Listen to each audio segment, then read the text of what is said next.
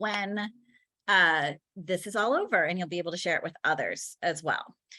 So we have a big agenda, and we want to go ahead and get through it, and so that we can have some conversation with you as we go through. So we have a guest with us from IEL and the Coalition for Community Schools, and we'll have some words from her in a minute. We are going to give you a very high level overview of this grant, of the Full Service Community Schools grant, give you some highlights from the application. And then we really want to dig into the alignment specifically to Maryland. We're looking forward to having a good discussion with you about that. We're going to share some additional resources, and then we're going to offer a conversation about what you want to see next in terms of support for you all who are completing this very massive and somewhat daunting federal grant. We want to be here for you to support you through to the application finish line. So with that, I am going to turn it over to Heather. Hi, everyone. Thanks, Ellie. Hi, everyone. My name is Heather May. Most of you guys probably know me from the Maryland Coalition for Community Schools.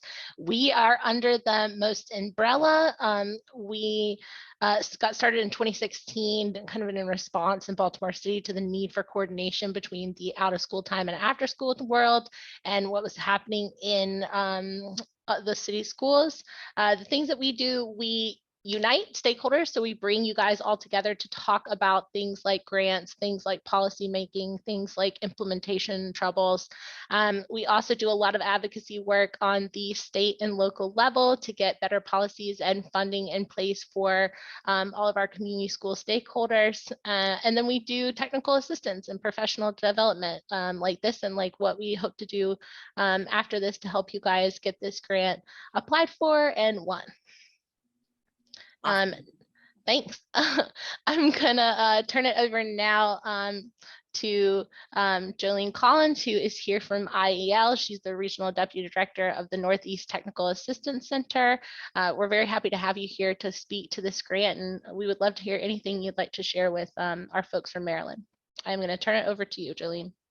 Hello. First, just thank you so much for inviting me to be a part of this call. I know you guys are doing some exceptional work here in Maryland. And as a Maryland resident, I appreciate it because I'm seeing differences as well. So I am Jolene, the Regional Deputy Director of Northeast Technical Assistance at the Institute for Educational Leadership, which is really kind of umbrella organization to the Coalition for Community Schools. Just want to say a quick few words of, I'm so happy that you all are considering applying for the grant. IEL and the Coalition is also offering some resources as well, which I will drop in the chat. Some of them include, we are actually hosting our last part of our webinar series today, which is on how to approach the budgeting component of the Full Service Community Schools grant. We have panelists from from current and past recipients who have received the award. We have 2 members on staff who have also successfully received the award. So we're just trying to really share knowledge. And we also are doing individual kind of consultations. So if you have very direct questions to your applications or a larger question of just how should I approach this, we're happy to be thought partners on it for free. The only other thing that I would say is you are considering for this grant is to work together. And it is a very long grant, so divide and conquer. The deadline is the pre-recorded. So it's a lot of information that you need to gather, and that know that you are supported. Both Heather and Ellie definitely first line of offense, but also I'm happy to support in any way, shape, or way that I can. So thank you. Yes, and Jolene, we have the information about that webinar that's today right here, and all of the prior webinars, I believe, have been recorded, and all the slides are available and all that kind of stuff. So we've actually used some of your materials in preparation for today. So we appreciate all the work that you guys have done, and definitely encourage folks to connect to the coalition and to continue to follow all the kind of supports and resources they offer as we get closer to this grant deadline. But thank you so much for being here. And I know you were here in Baltimore County for the big Baltimore County Community Schools Initiative yesterday. So that we, you know, we're trying to really do this thing here right in Maryland. And we appreciate your support.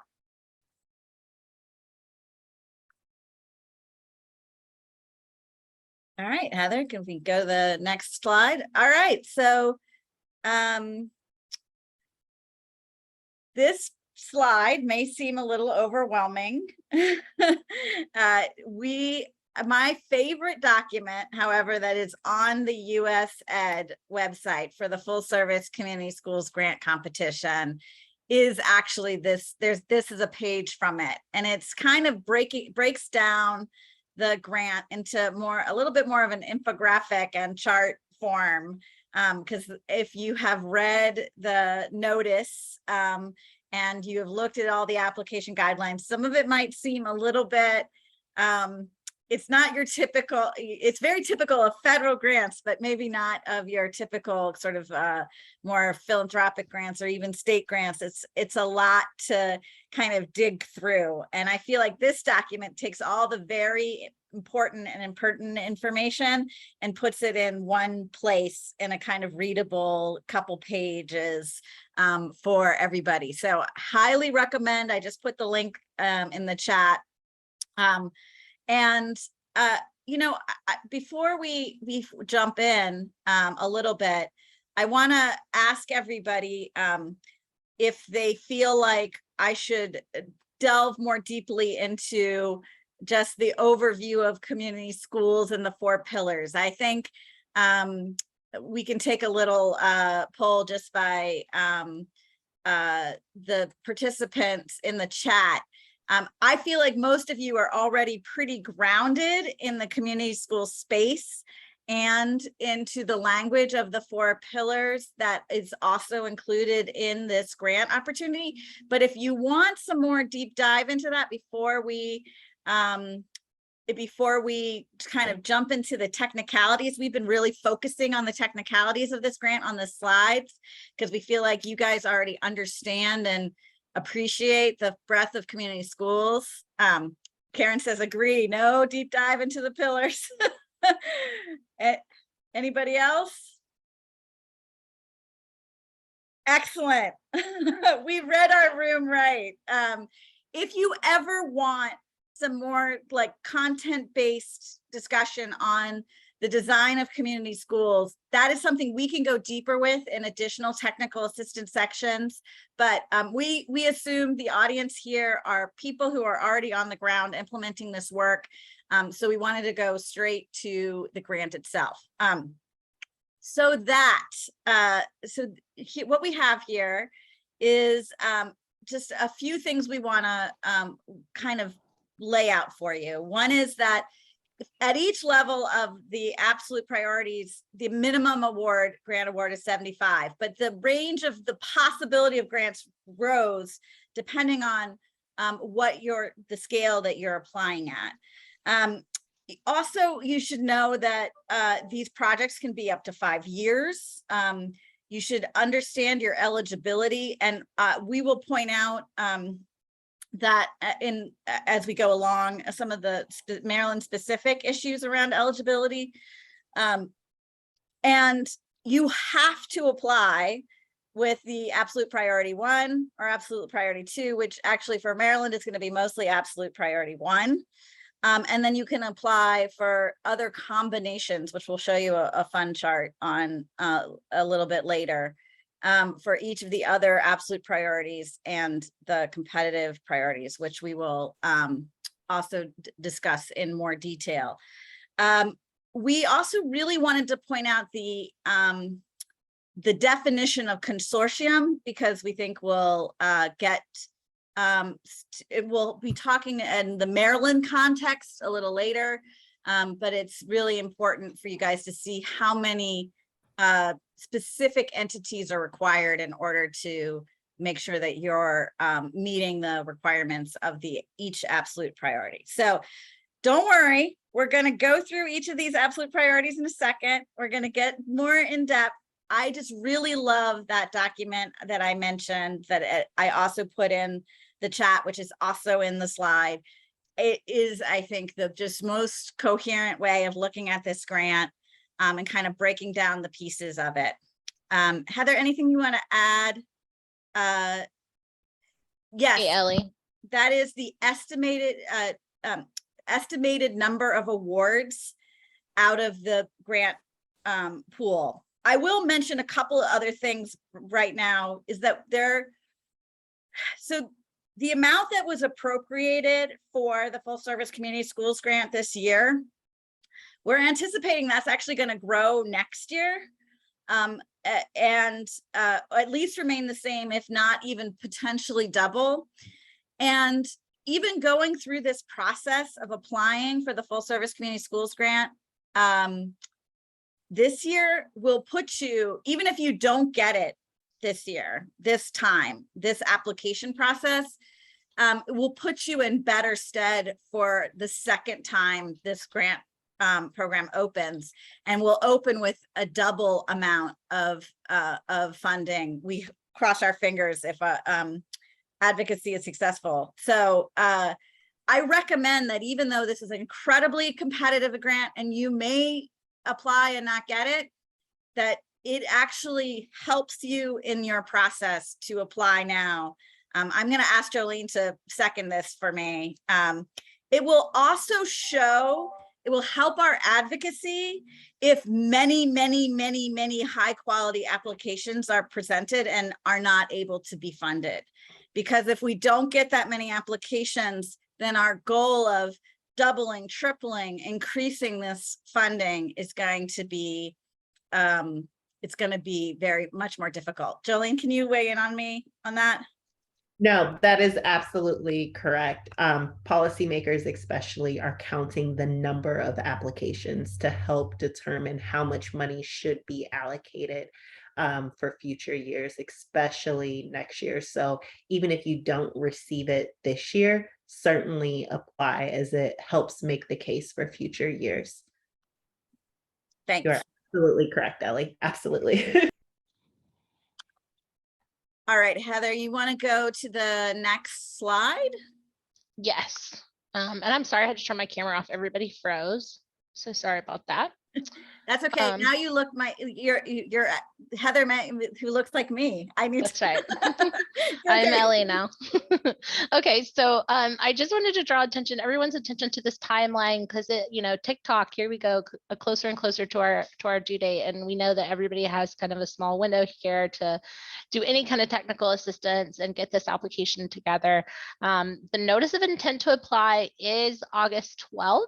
But from my understanding, from what I've read on the FAQ section and everything, it is not mandatory. So if you did not get your notice of intent to apply in, still apply by the September 12th due date, not mandatory.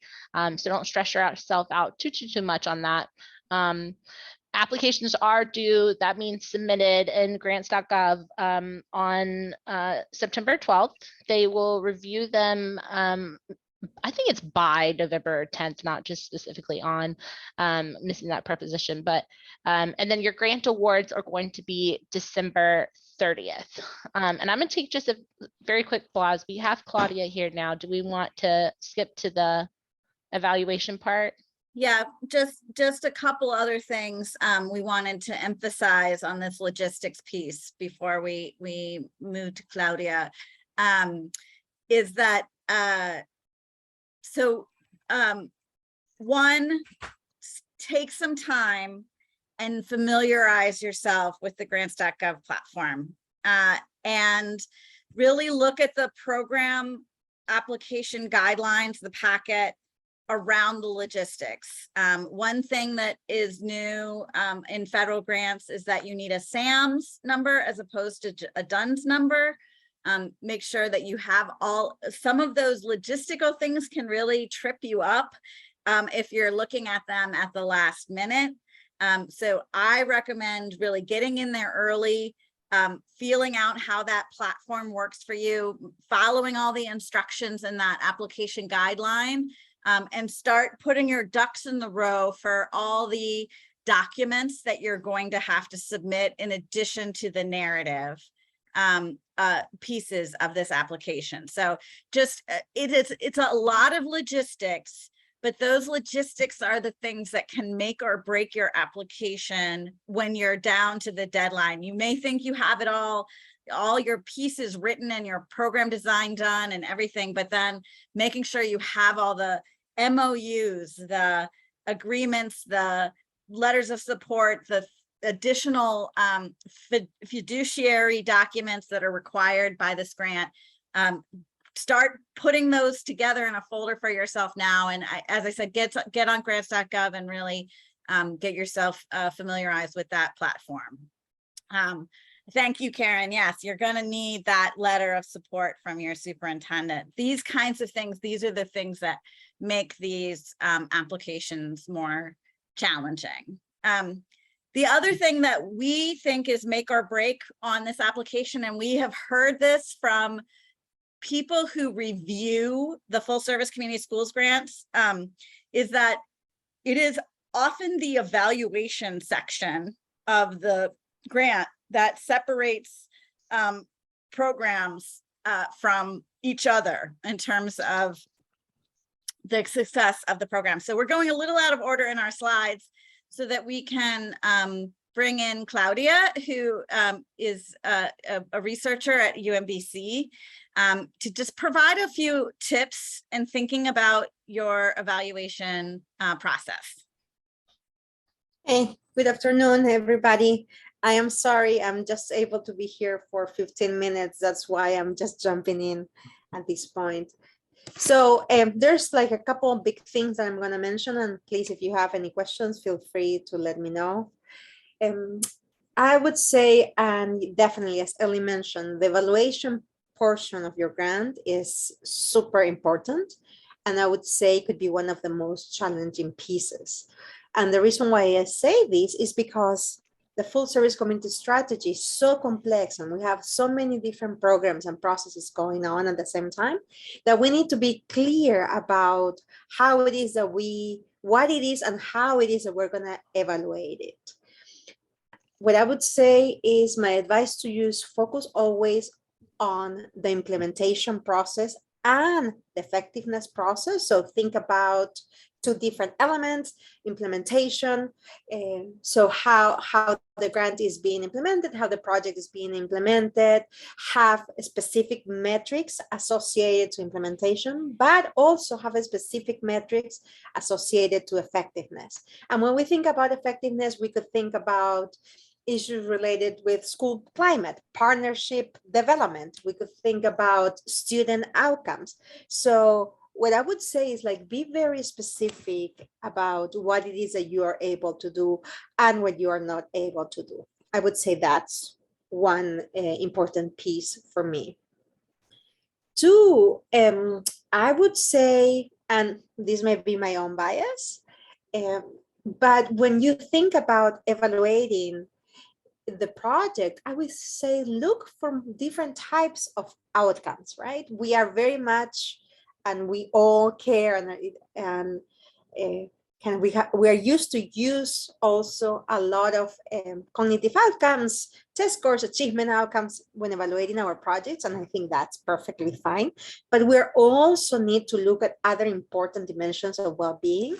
And I know that this is becoming a little bit complicated, because for some people, achievement outcomes are the most important.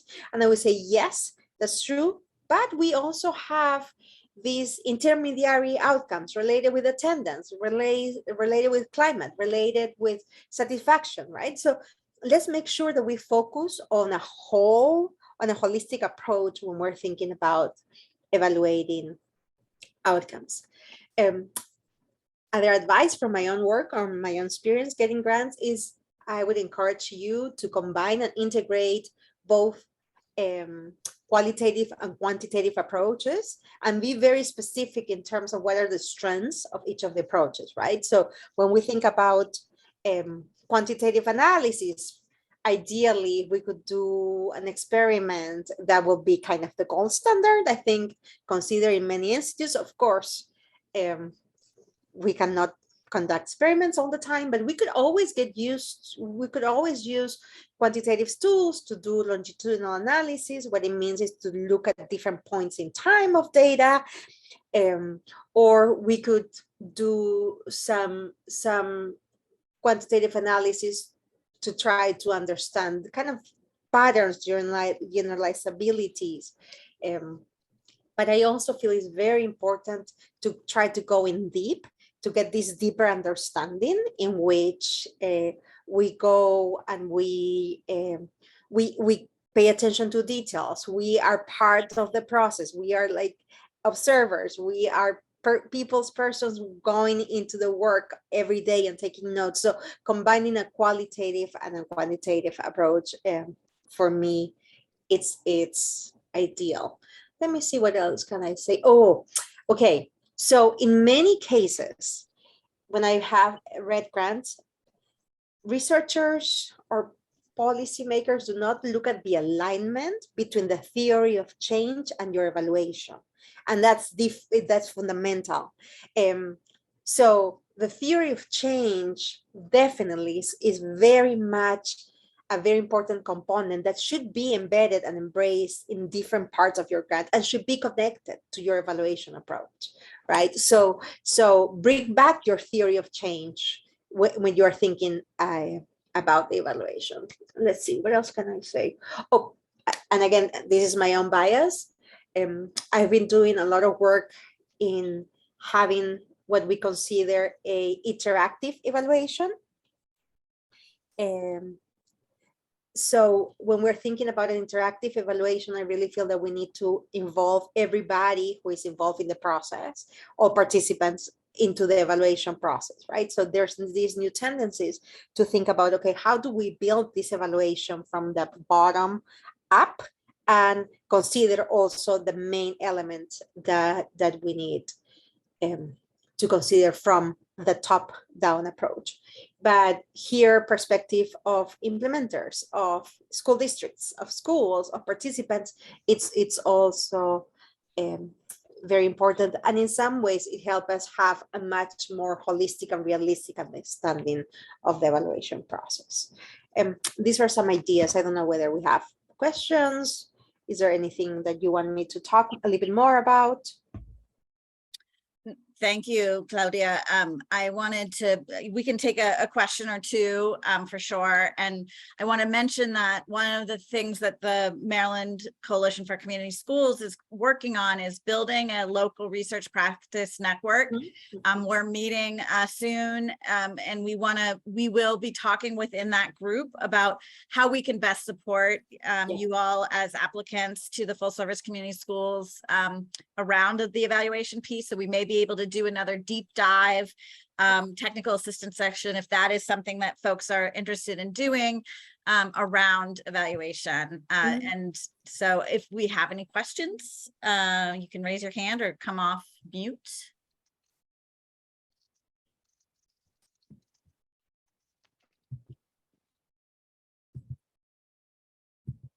I have a question if I may. Yes. Can you talk to us a little bit about like setting these outcomes and doing this whole process with all of these different partners that the grant is having us work with, and like how we're supposed to align different because different organizations, different schools, different school districts, they have their own sort of priorities, principles, outcome measures, ideas about what a community school should be doing. So can you speak to a little bit about the partnership piece of this? So I think that's a great question. Thank you for raising. Thank you for raising that. I'm sorry. Oh, it's Heather, right? I wasn't able to see your name. So there is a couple of things that I could say at this point, very, very general. So and I think Heather mentioned this earlier. Not your Heather, the other Heather. One is the grant has specified some outcomes that we need to respond and we need to embrace, right? But I think we need to help push the field forward to think about, okay, besides these outcomes, these are the other outcomes that are important for us. Why? Because remember, the community school strategy, right, is a strategy that is supposed to respond to the specific needs of our communities, of our schools, of our school districts, right? So yes, we need to have we need to respond to a specific outcome, but we also need to make an argument for some more culturally specific, culturally relevant, context-wise outcomes that are related to our own experiences. So what I would say is that even in that process, okay, what are our outcomes? What should we considering? What should we expect in the first year? What should we expect in a long-term effect? Those are things that should be determined also by the different members or institutions, organizations of the partnerships, which I think it's important. So I think about this because sometimes it takes, when we bring different voices into the table, it takes a little bit of time to adjust to work together because there's different perspective coming on, right? But at the end, that's part of the spirit of the community school strategy, right? So bring all this perspective, bring all these partners together and embrace the different perspectives that they're bringing and prioritize, right? So it's a lot of having conversations, negotiating, but of course we need to be realistic. And I don't know whether I should say this, but we want to get a grant, right? So we want to be able, we want to be sure that we are responding to the outcomes that are specified. And I just want to say a little bit more about what Ellie, what you were talking earlier. In my experience, I've never in my life gotten a grant the first time that I applied for it. On the contrary, it takes 2 or 3 times. So I always, say, okay, I'm going to do it. I know it's going to be frustrated, but the good thing is that if you are able to get some feedback on your first application, that's going to be very important to then strengthen any subsequent application. So what I would say when we work with grants, I'm sure you all know, it's kind of we need to be optimistic. We need to be positive. We need to be sure that we have built a very strong team of researchers. So we're talking, for example, about a mixed method approach. Yes, we have to have experts in quantitative, qualitative, but we need to be open that we will not be successful the first time. But we will keep trying and we will keep meeting people. Yeah. Claudia, Yes. you bring up a great point, I think, is that make sure that as you're thinking through your evaluation pieces that you're building a team that has expertise in these and developing and managing and thinking through these outcome areas, has connections to community schools and knowledge of community schools. So that is something we definitely encourage as you're designing those evaluation pieces. There is a quick question in the chat about specificity around the theory of change. She's asking, do you mean change theory, or are you talking about our root cause analysis theory of change? Okay, so I let me be honest. I would say, I don't know how it is specifically being framed, and Ellie, perhaps you could help me at this point, but it could be either. It could be your theory of change, or it could be your root cause analysis theory of change. In the sense that what I'm trying to say is that every component in your grant needs to be aligned. So it doesn't matter which specific component are we talking about, and I apologize for not being more precise to answer this question, but each element in your grant needs to be aligned. So if we are thinking, for example, that within our theory of change, and we know, for example, community schools, there are some perhaps indicators that may be more difficult to gather because of the nature of the community school strategy, right? We need to be able to incorporate that in the different elements of our grants. So it could be in our theory of change or in root cause analysis, and that has to be connected all along the grant. The problem is many times we have, for example, an evaluation team or an evaluation expert who writes the evaluation section, and that expert is not necessarily connected or as well connected to the entire grant as others. So the grant in itself doesn't seem consistent, doesn't seem cohesive.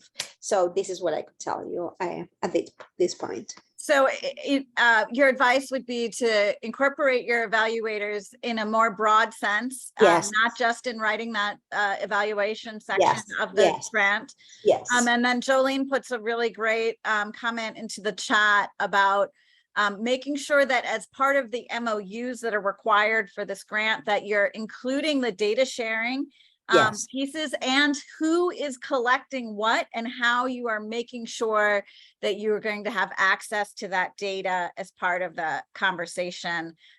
So yes, that's another sort of just logistics point that you need to make sure that it's not just in the grant what you're going to collect, but the roles and responsibilities and access around data sharing are explicit between all of the partners within this project. So I think we're gonna keep going, but Claudia, it was very nice to have you. Thank you for popping in and sharing Yes. that perspective with us.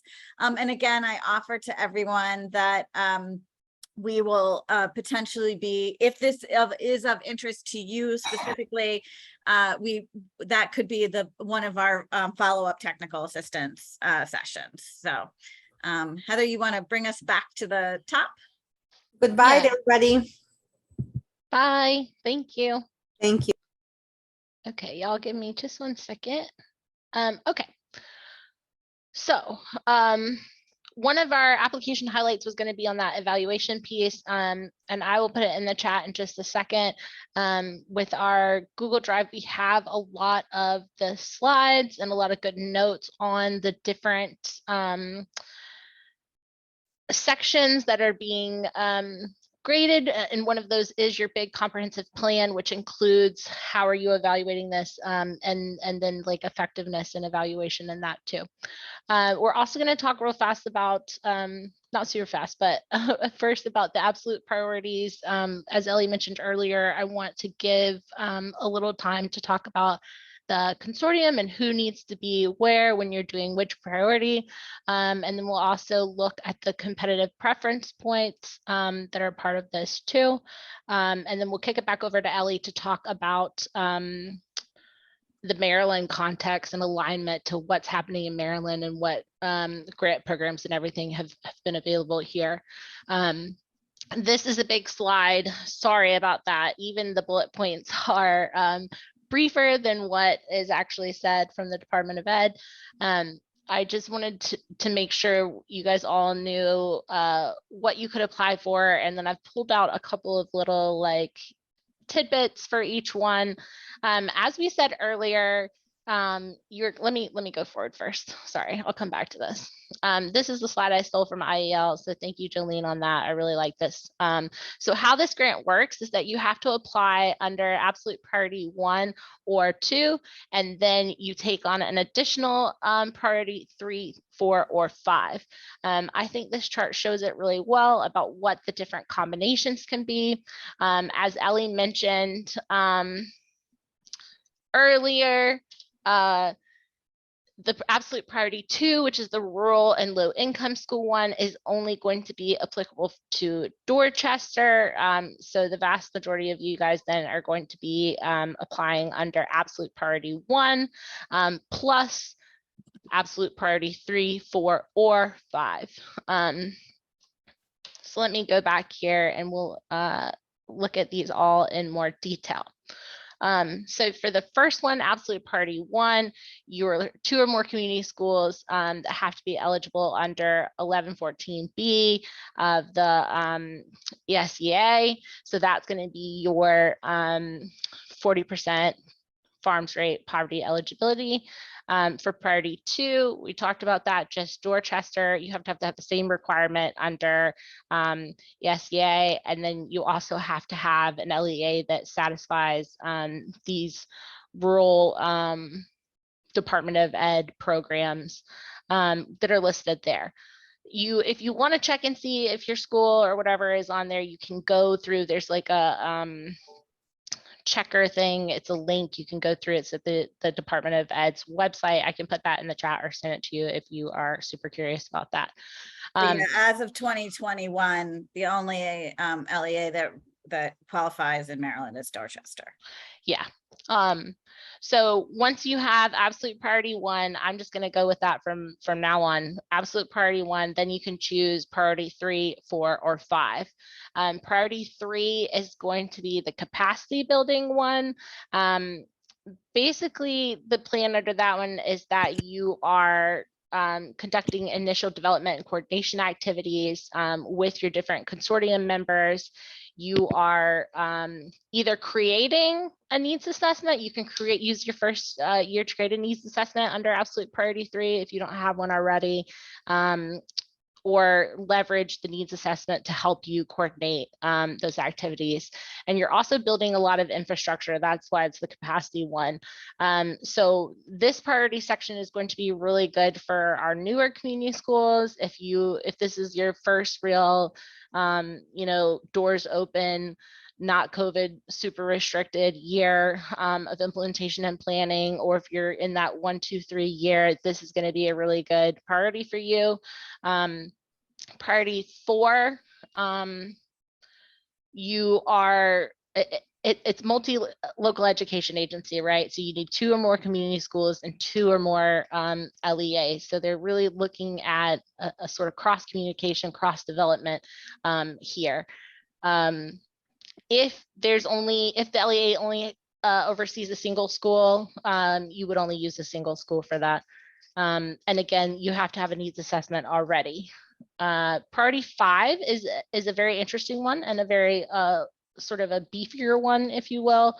You have to have a written commitment from your SEA that's going to sustain beyond a 2-year period, and then you work with them in partnership. The applicant works with them in partnership and the rest of the consortium to determine the number of community schools and what percent of that group are going to be receiving grant funding and how that's going to work out. And then you also have to establish a state steering committee, although if there's one that already exists, that's fine and can come under this grant. It has to represent relevant stakeholders and has authority to make decisions, design, implement, etc. And then you have to have all the roles and responsibilities, as Jolene mentioned earlier, in that MOU.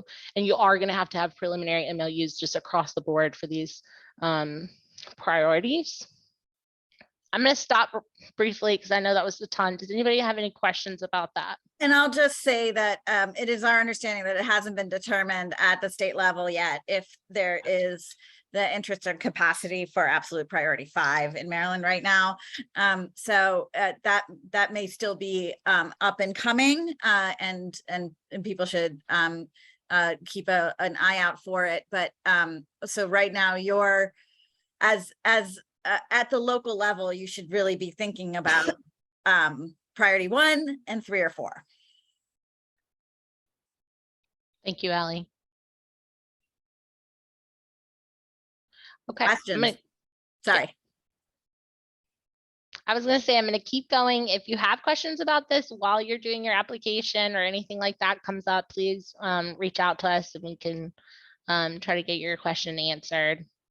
And again, this is just how the matchups are going to go. All right. So I am going to chat a little bit about these competitive preferences. These points can make a real difference in being able to achieve this grant. You did notice at the beginning how competitive it is, only 40 grants coming out.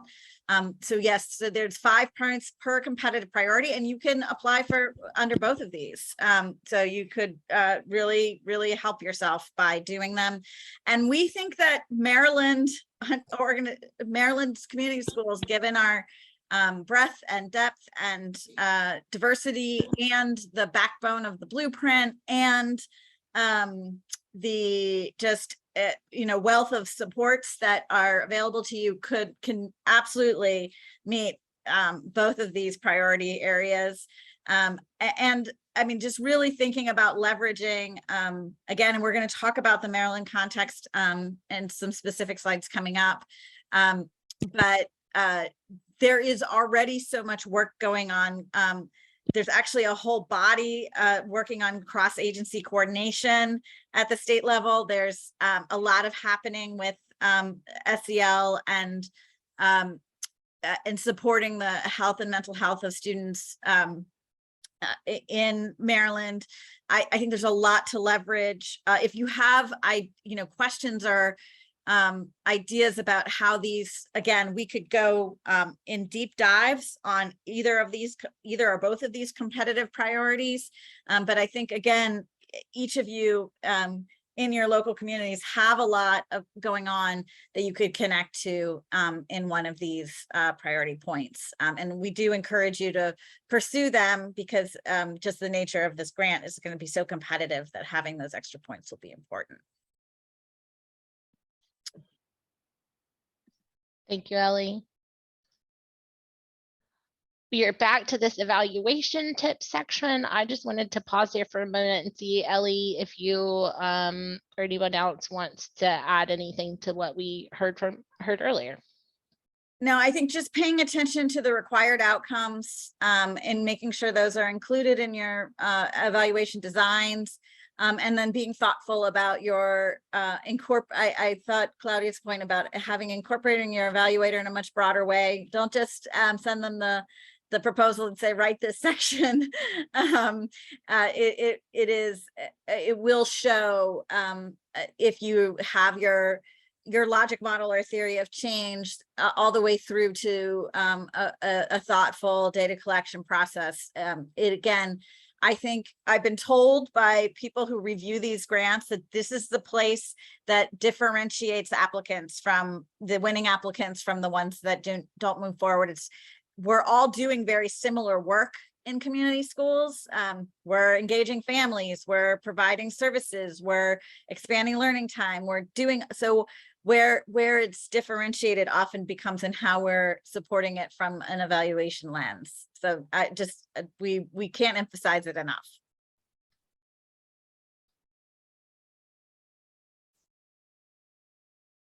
All right. And with you, Ellie. I am gonna hopefully tag team this a little bit with Tanya Filson, who's here, who's the State Director for Community Schools. And Tanya, feel free to jump in on me and add any perspective you have. We've identified what we think are 4 opportunities that are specific to Maryland. And the first, and maybe you can put a 1 in the chat if you're present from a county that is focusing on community schools in your Maryland Leads project. Just interested to see. But we really think that if you can align your work to what you've already kind of done the legwork on for your Maryland Leads grants, that will help you immensely, I think, in helping design this grant. And then many of you may have Maryland Leads partners already identified who could be very helpful in helping you execute these grant applications. I hope that is the case because, I think capitalizing on that expertise would be a great advantage to you. Tanya, anything you want to add about Maryland Leads at this point? No, I think the suggestions you gave are great. Awesome. All right, so opportunity number 2.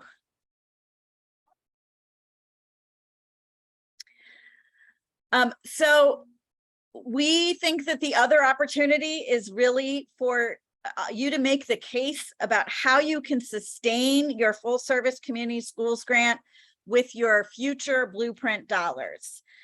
So because the priority in the absolute priority, the eligibility goes down to 40%, you could bring, and the blueprint schools go to 55 or 56, 55%, 56 for per pupil funding. You could bring on schools in your county that are not currently in your phase in yet as new community schools and then have a guaranteed sustainability plan within the grant, because you'll be able to bring those schools on through your concentration of poverty grant dollars in the future. I know that there are some counties already doing that with ARP money and with Maryland Leads grants money. So this is just yet another opportunity for you to kind of speed up the process of bringing these schools into the community school fold. And then ultimately you'll be able to, again, sustain them with that COP personnel dollars and the per pupil funding that continues to roll out in the phase in of the blueprint. You know, I don't know if anybody has any questions about that, or Tanya, you want to add anything to that perspective as well? Yeah, I really want to piggyback off of what you just said. So in my experience with federal grants, the sustainability piece has been a huge component of it. Like, how are you going to sustain this work after the grant period? Is it going to fall flat, right? And in Maryland, we are really uniquely positioned in that we have the blueprint, we have this funding source. And if you select a school that isn't phased in yet, but is slated to, the answer is like, you do have a sustainable funding source to keep the work going. And you could really highlight that in an application. And Ellie, I might be jumping ahead, and if I do, I really apologize. But I'm also thinking through feeder systems that I think could be a really powerful component. So if you are if you've got a community school right now that's an elementary school, and you've got a middle school and a high school slated to come in the coming years, and you can establish a feeder pattern that really offers kind of that wraparound support for students as they age, like, you know, essentially birth through grade 12, I think that could also be a really powerful component of an application. That's awesome. We actually had not put that in here at all, and that is a wonderful through line of, you know, of a birth to high school graduation experience and community schools, often because we have the Judy Centers and other supports that are attached to many of our community schools. You could think of it as a big pipeline. Yeah, we see Principal Walker said, that's great. I was thinking that. So yeah, I hope these are some good aha moments for folks, or are supporting what you're already thinking about for your grant applications. So can we go to opportunity 3? So this would be augmentation of already existing community schools, because we're not just phasing in the personnel grants, we're also phasing in per pupil funding that can be used to support your community school strategy. So, you know, if you already have established community schools, but there are many other things you want to do at them that you can't currently fund because you're not yet fully phased in on your per pupil funding. You need to think through again how this ends up being sustainable in terms of the replacement dollars for your per pupil funding. But this is a great way also to make the case for your application, and also again have that sustainability sustainability plan in mind. Tanya, additional ideas here? No, I think you covered it totally right. Okay, one more opportunity. This is a big one. So Sorry, Ellie, just Yes. before you get started, I think Dr. Coley's got a question. Yes. So charge for what? So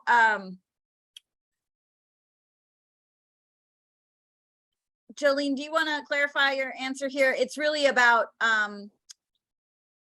I apologize. I was asking, I'm confused about what are the colleges chart when you're saying about the charges, what kind of charges with partnering with the colleges? Because that would be something that I would think that we may look at with having one of our colleges right here in the city of Frederick. So I was just trying to figure out what you're talking about there. I'm sorry. Yeah, no, I think if Jolene's still here, I can let her answer that, but I'm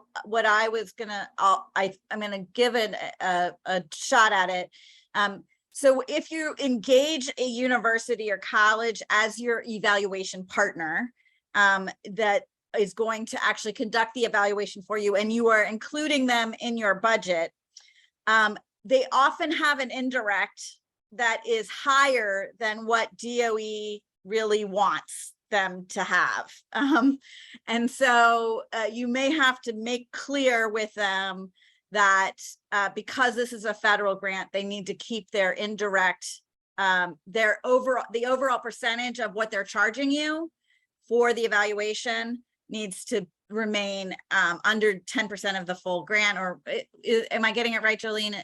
Something to that effect? Is it their indirect, or is it the overall cost of the evaluation has to be under 10%? That's absolutely correct. So I apologize. I didn't mean to cause confusion. Just as part of this, you do have to engage with an independent evaluation. And as such, some people go to their universities. Depending on the partnership, sometimes the university doesn't charge anything because it's a learning opportunity and experience for them. Sometimes they do charge a flat rate, which indirect would be 10% just for them to do it. Other times they also do it based off of the overarching cost of the your budget in full. So all I was saying is that make sure that when you are discussing pricing, that they understand that it's a Department of Education grant, so that they can put you at a lower threshold, and so you can account for it for budgeting purposes. So I apologize, did not mean to cause confusion. May not be even going that route of a university for an evaluation. I just, that's a question we've been getting a lot on the coalition side. So I just want to make sure that you guys know, when engaging in that part, be clear that it's Department of Ed for the best rate. Thank you. Does that answer your question, Dr. Poli? And please call me Deveda. I'm sorry if I'm new to this, so I'm going to ask another question. So did I hear you say that it had to be an outside evaluator, meaning that within Frederick County, we have a Department of Evaluation department? They can't help us with our evaluation. It has to be somebody not associated with our county. Is that what I heard you say? It's not necessarily not associated with your county. From what I've been told, you just have to be very clear in the language of like how they are connected. So the grant states independent evaluation. It doesn't necessarily have to be from a different county. I would just say someone who is not necessarily like in the same office as you, basically someone separate, if that helps. And I can get some more clarity on how independent is independent, because I have heard of other people who have got the grant that have said like they are, you know, within the organization, but not necessarily connected to the work. So they're still able to remain objective throughout the process. So the government just says independent. Does that help at all? So like, yeah, if you could get more clarification on that, that would be great, because we do have an evaluation like department that would that's not necessarily directly connected with community schools. So, you know, their evaluation would be independent because, you know, they're just collecting the data and evaluating. yeah, in that case, that seems like it would be completely fine. But Okay, thank you. Clarity on the independence for you, and I'll relay it back to Heather and they can send it out to you. Yeah, that's a Yeah. great question, because a lot of districts have built-in data and evaluation departments. It would be good to know if they are eligible or if they have to still engage some kind of more objective evaluator in the process, because that'll apply to a lot of folks in Maryland. Yeah, thank you so much. So opportunity 4 is cross-county collaboration. We have so many districts now involved in community schools. Tanya and I were musing that we thought a consortium on the Eastern Shore would be amazing, but a Central Maryland consortium could be really exciting as well. We know we're seeing that there is learning happening at the district level that could really benefit each district, and that economies of scale, shared professional development, shared support, shared tools and resources could happen through these cross-county collaborations.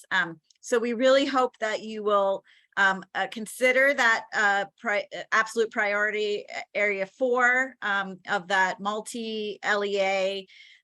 We know that time is short, and Pulling together multi-county applications might be a little bit more complicated for you to get to by September. But at the same time, we think there'll be a benefit to it, and it again may make your application somewhat more competitive, because I think we'll see fewer of those than of the priority area, the capacity building applications come through, just because of the complexity of putting them together. Jolene, do you have any thought about that as well? I'm sorry, I was reading the chat box. Can Oh, you? no, I was saying that I think that there will be fewer absolute priority area 4 applications than 3. And that being able to put together a successful area absolute priority area 4 application could make your application a little bit more unique and interesting. Particularly, I think that's that they've been kind of developing this piece a little bit more too, since they, that this is the way they've designed it's a little bit different than it's been in the past. Sorry. Yeah. I would agree with that. And I think a good way to consider about kind of how much is inside the grant or inside the notice, it gives kind of estimated funding per priority. And so I would just want to go back and double check, but that does sound correct to me. Yes. All right, next slide. So we've put together a bunch of resources. We're going to drop all these links into the chat for you as well. And we are going to, or we're just going to send these slides out as soon as we we can, along with the recording. So you'll have access to all of that information. As mentioned, there's going to be a great webinar today at 3 that you don't want to miss. And then we want to have a chat with you guys about what we should do next in terms of going more deeply into either parts of this application or how we can support you guys, what you're looking for in terms of technical assistance. And I think if you guys can come off mute or put in the chat that what you would really like to see. Do you want one-to-one sessions where we're reviewing what you've written for your application and giving you feedback? Do you want to go deep dive on evaluation? Do you want to go deep dive on competitive priorities? What is it that you guys are most interested in? And we'll just have a little bit of a conversation about that now.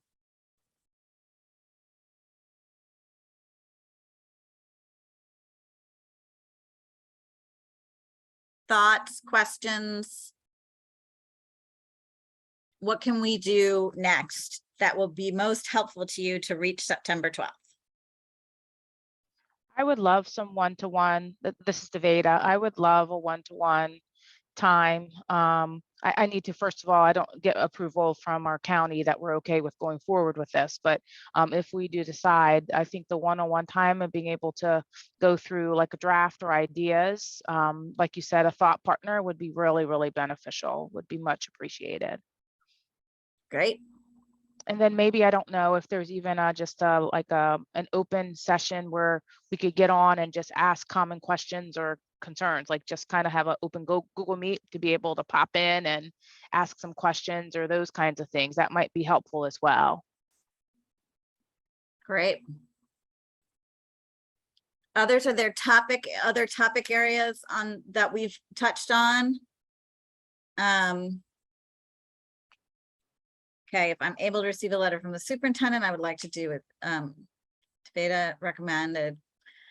Karen says we're really just exploring, not applying until next year. Got it. All right, so it sounds like an open session, at least an open session where we could just do like Q&A, and we could do our best to, if we don't know the answer to your question, at least collect them, gather them, and get answers to those questions for you. And then we can do some one-to-one when folks have gotten maybe a little further along in their grant process and they have some things for us to chew on and share and do some thought partnership with. Oh, looking at funded applications, I think we do have access to some exemplars that we could work with on that. And so I think we can do that, Karen. I'll have to do some research. But I think that could be a good way to go. Yeah, All right, Ellie, Holly Gonzalez at the Baltimore City Schools shared a link to the last year's funded applications. So it's interesting to kind of look through those. do you have that link? Yeah, let me just pull it out and I'll drop it in the chat. Perfect.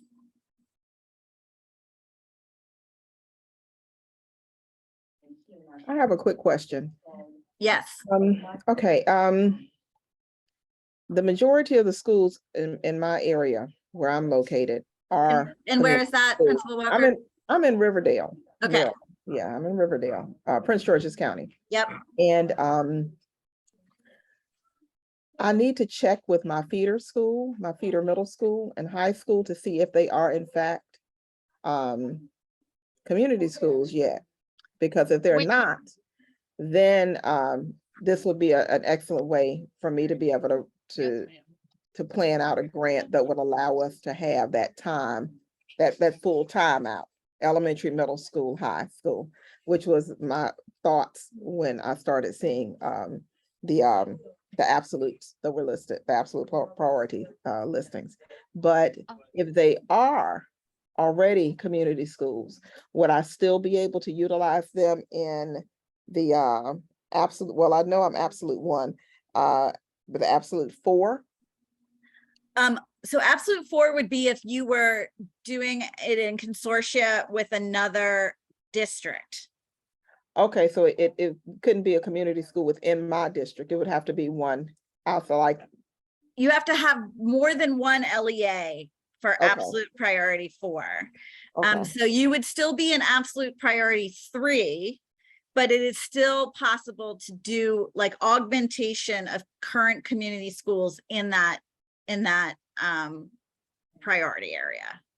okay, because this is my 4th year as a community school, if I'm not mistaken. 1, 2, 3, 4. Yeah, it's our 4th year as a community school. The first year that Prince George's County fell under the program, I was one of the first schools. So I'm not new. So that I was a little confused about that. So I didn't know whether or not I would fall under the realm of absolute priority 3, or would I have to do absolute priority 4?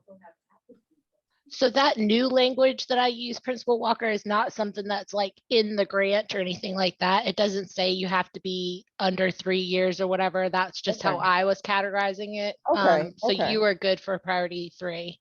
Okay, okay, Yeah, only let's say if Prince George's and Montgomery County wanted to apply together, then you would be an absolute priority 4. okay, got it. Got it. Principal Walker, what are the middle schools? And I have the list in front of me right now. I can tell you if those are community schools. Okay, my feeder school is Charles Carroll Middle School. I want to say that one might be. Yep, that is a community school. And what's the high school? Parkdale. Parkdale. Yes, that is a community school as of this year as well. So you guys came in with the first cohort.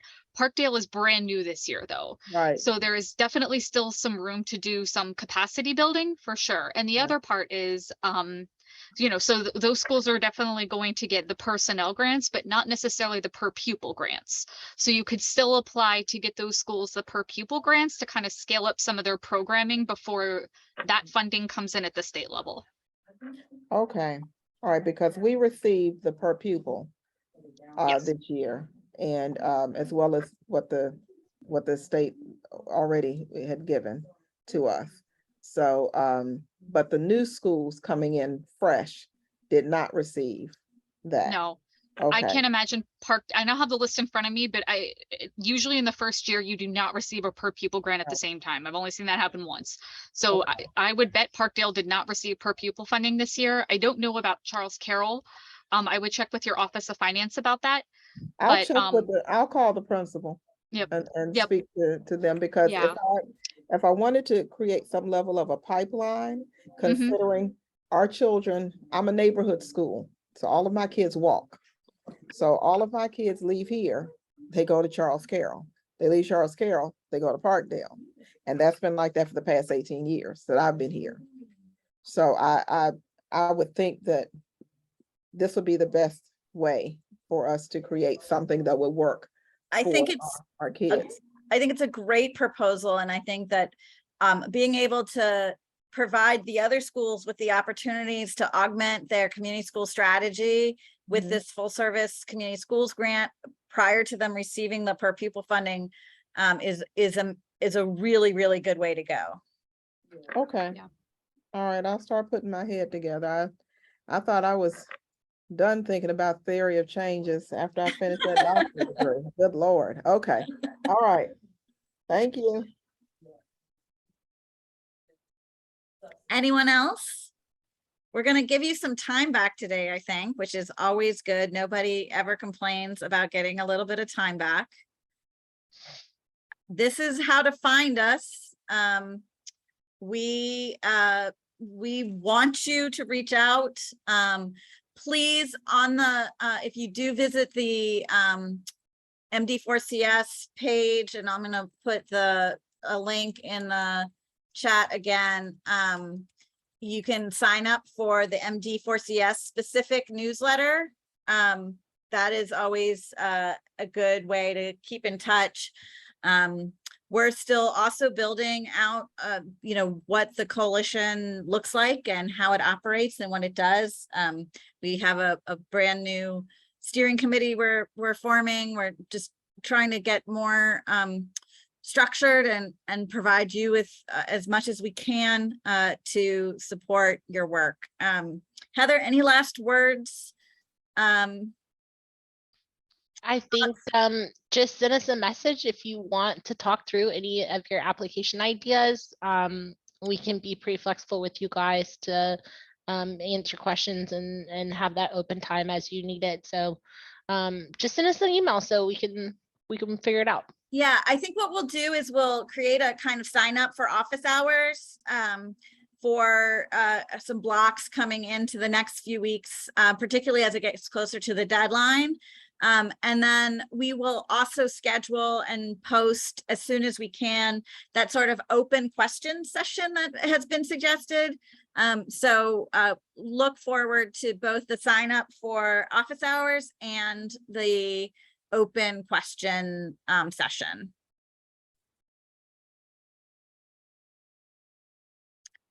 And I will send out everything after this call. So you'll get all the slides and links and the recording and all that stuff.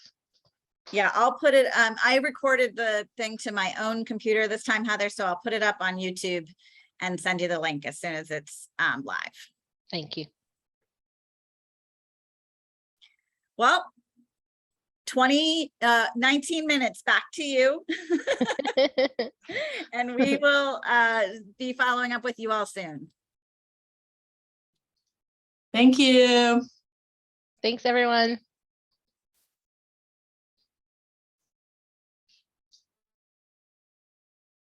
Thank you.